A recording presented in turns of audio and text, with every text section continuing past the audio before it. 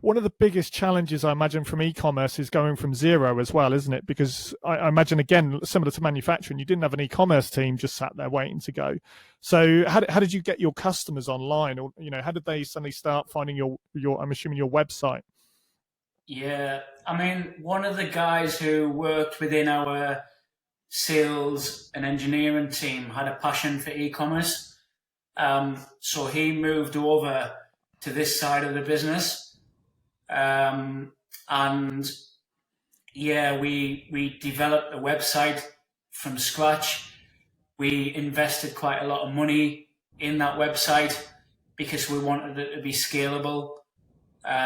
So we had various rounds of funding in the business, and one of the rounds of funding helped fund the website, the platform that the e-commerce was built on.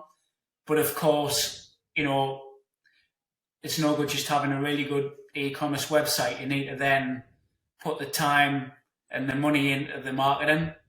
So, learning the SEO side, a lot of investment in Google and Google AdWords and paid advertising. So, yeah, I was involved in that. Um, but again, there was some good people that knew more than me. But I really enjoyed like learning about that, and there was some good. I'll mention the Entrepreneurs Forum here in the Northeast. There was like an e-commerce specific group of people that had regular meetups, so you could tap into knowledge of other businesses that maybe sold workwear, furniture. So, like anything, I always build a really good network, a really good support network around me, and got some good mentors, got some good people that were growing the business at different stages. Um, so we just kind of worked it and figured it out as we went along. Amazing. Yeah, I mean, networking is hugely powerful. And you mentioned mentorship as well, and that's one of the big things that I like to focus on, because I think when people start a business, they don't necessarily realize the power of a mentor. Did you have numerous mentors through your journey, or did you kind of just have people that you, through your network, called on when you needed them?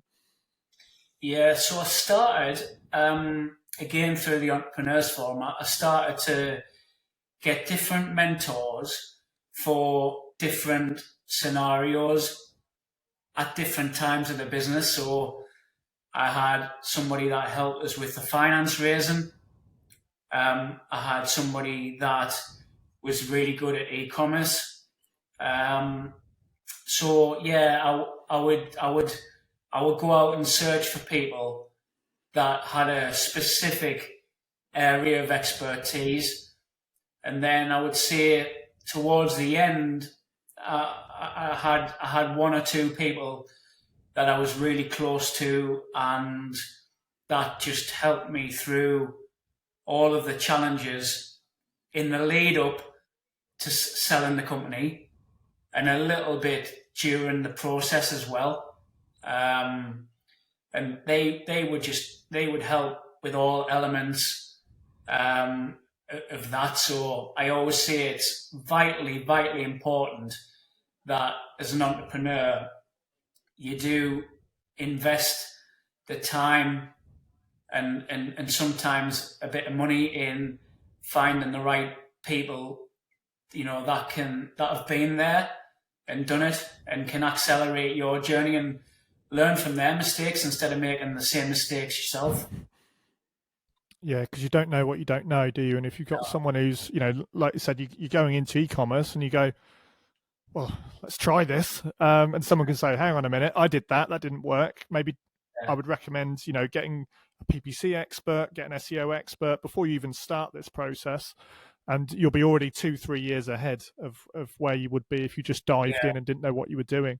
yeah. It wasn't until I sold the business and I sat back and I started thinking about it and I started helping a few other entrepreneurs. It wasn't until that point I realized how much I actually learned through the whole process. And I don't think I ever appreciated how much we achieved until I had that time to reflect.